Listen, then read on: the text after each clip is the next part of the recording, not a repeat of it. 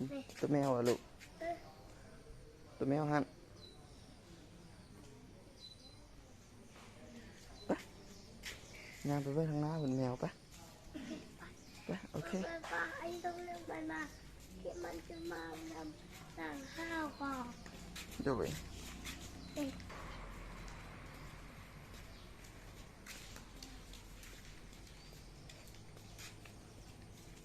ยัง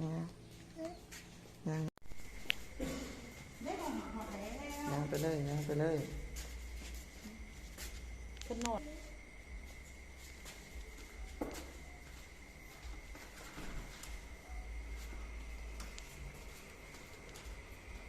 เกือบไอ้ใส่เข้าไปในเลยเกือบไอ้นะ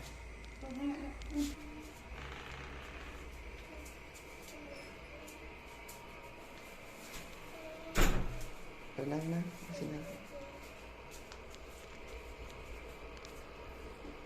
ยิ้มดูยิ้มให้พ่อเบิ่งดูยิ้มรอเบิ่งดูใส่พ่อเลย1 2 3กินไม่รู้กินน้ำสิบ่